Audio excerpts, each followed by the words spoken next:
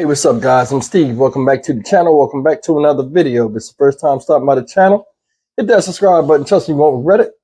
You're a returning subscriber as always, guys. Welcome back. I do appreciate the support. All right, guys, it's late Monday afternoon, and we have not heard any type of update through the media or otherwise of the situation with Carlee Russell. And I made a series of videos, and I've been covering this story.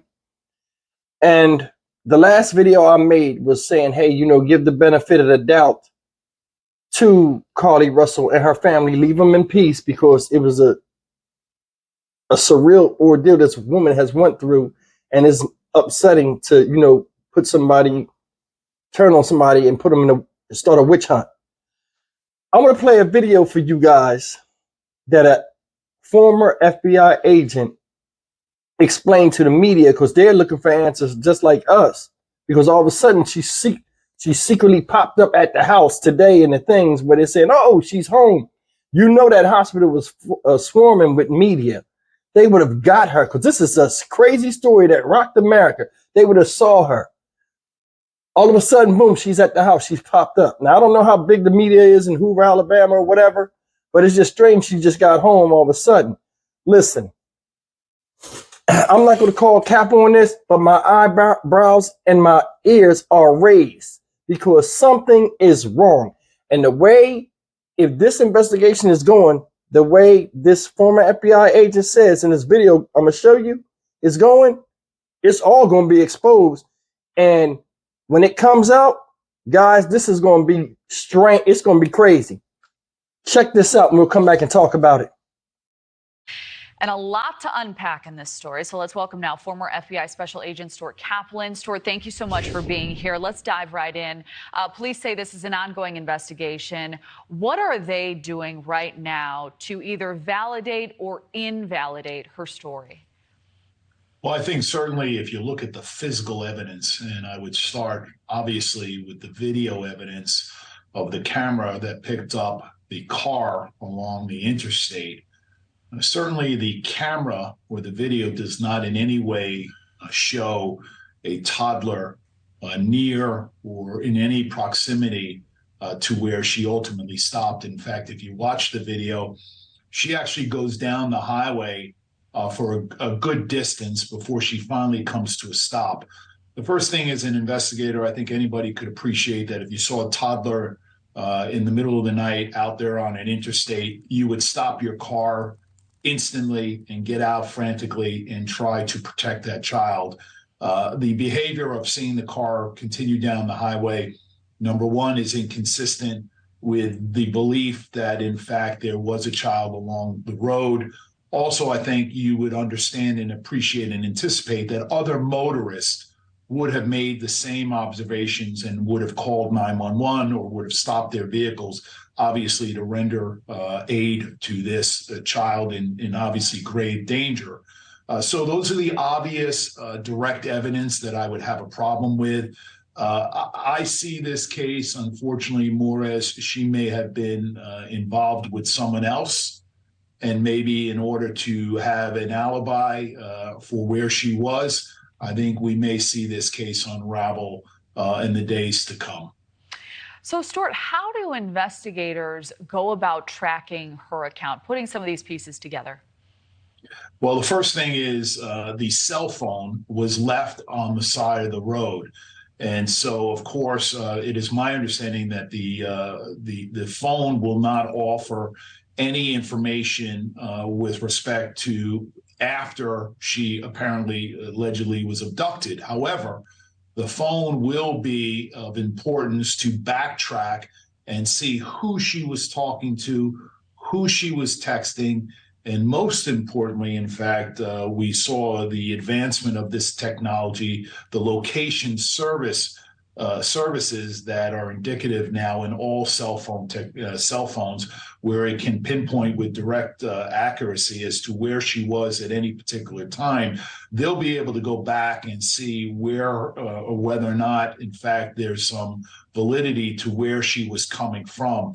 I think they're going to look at that cell phone information, and then, of course, they're going to attempt to interview her and see whether or not the story that was alleged does it in fact pair up with the physical evidence. But again, that's to be seen. And again, the other obvious thing when we talk about direct evidence is that if someone was abducted, as soon as you would break free from your captive, you would not walk home. You would immediately go to the first person or the first house or the first someone and obviously get someone to call 911 and render assistance to you. This idea that you walked home is inconceivable. It's not believable, and it's not consistent with logic. And so that in and of itself is going to be a problem for her. Y'all hear that? What that man said, that former FBI agent, about how they'll extract the information from her, it makes a lot of sense. And I think it ties into why we haven't heard anything right now. Now, he said a bunch of things that we could go over in this video, but I just want to talk about two things. And before I say that, let me say this.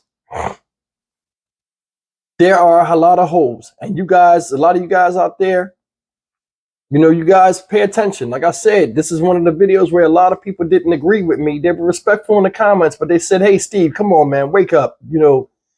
And the way I am, hey, man, let's just wait till all the facts come out.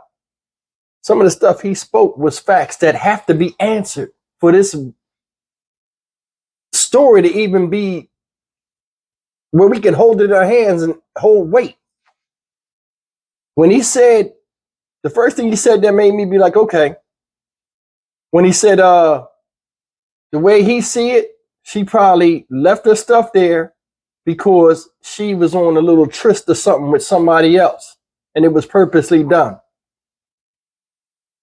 That I can see happening, because I mean, where she's at might be a small town. A lot of people might know her family or know her for that reason. She might be messing around and staying outside of what, you know, she don't want people in her business. It's possible. I'm not saying it's true or not. Another thing is this. I mean, like, it's so many holes in the story. The other thing that FBI agent said, she left her phone. The phone is where you could track her. Now, the phone was left there. Her wig was left there, and all this other stuff. Her valuables and stuff were left there. When I first aired this story, a lot of different news outlets had different stories, but it was all the same thing, but they had like different things of where the police found the car and all this stuff. You look on the video, when the cars, where the police respond on the spot, the car was still there. But other videos say, oh, the car's on the freeway, off the side of the freeway, behind the freeway and stuff. You can't tell. Her being in the hospital, right? Let me jump this subject real quick. Her being in the hospital was something I thought about last night, where I'm like, a statement when it came out, if you are very upset, they're going to have the FBI. Remember, they did a manhunt search. FBI already out there. They got the FBI, all these other people. They had that lady, that white lady that was there. Her daughter died, was abducted and died. She came out to help and show support for that family. People put money towards this search, taxpayer dollars and everything else. This might have got so big that she, you know, just being a young lady, went off with some friends or went off with a side dude or something like that. She caught it on the news. Oh, shit, I got to get home. You know, honestly, to me, I think she probably went out of state. Real quick, made a move, come back. Now, regardless if it is or not, I think she seen what was going on and was like, okay, I got to get home. She had to fabricate something and get to the house. You know, another thing he said that made a lot of sense. You walked to the house from your captors. You walked all the way home. When he said, this is when my ears went out. I said, he makes sense. He said, if you just came from out of being in bondage and somebody was holding you, the first thing you would do was wouldn't walk home. You would run to the first person for help, to call the police. During your travels, you didn't see no police car or something? I mean, I don't see the stars aligning. Like, there's so many holes in this story that don't make no sense, where you really got to think, like, what's really going on? And I'm sure her family probably went to her and was like, yo, tell us the truth. I mean, we adults, we know. Tell us the truth. What's happening? They ain't even got to do that. I'm going to tell you, the feds, when they investigate you and interview you, it's very hard to get away from that. They'll find out. In fact, I think they found out already. And what they're doing is they're buying time to let certain people know that this was not real. And they're figuring out a way to come out to the public and not make it look bad, to where her actions, even though she didn't know this was going to happen, condemn her as a person. And I'm being honest, I just think that's how it is. I can't blame her if she did do this and made a move or something like that. I mean, that's something kids do or people do. Because I don't see her thinking the ramifications are going to be like they are. But it will expose her and bring it to light. I hope, for the sake, something we're all wrong, and she was actually taken. Because another thing, the boyfriend come out talking. She was fighting for her life. I'm like, bro, how you know this so fast, and how you know, and nobody else know? You see what I'm saying? The police, FBI, and all of them was interviewing her and stuff yesterday. The truth came out. For him to say, oh, she's fighting for her life, maybe he done heard some of the story that she told them that they going through to see if it's real or not. And he just related. But when he talked, I'm like, why? How do you know this before everybody else, for the parents and stuff? Guys, it's just a lot of holes in this story. And I'm ready to be done with it. But you walked home, you didn't see nobody. Then they said somebody dropped her off, and come to find out she walked and then just knocked on the door. After fighting for your life for 48 hours, you decide the safest thing for me to do is walk home down public streets where these kidnappers can get me again. Something's off. I'm just saying. You know, I mean, it's taking too long. And like with the investigation, I think they're stalling for time on how to come out with the media with this without looking like total idiots. But I mean, leave me a comment, man. Tell me what y'all think, man. I mean, hopefully I hope we're wrong. But I mean, this is a weird story. And it's getting weirder the longer nothing is being said. Leave me a comment, especially you ladies out there. I want to hear what y'all got to say about this. For real. I mean, because a lot of us had her back, you know, and hopefully it's not what I think it is. I'm starting to think it is.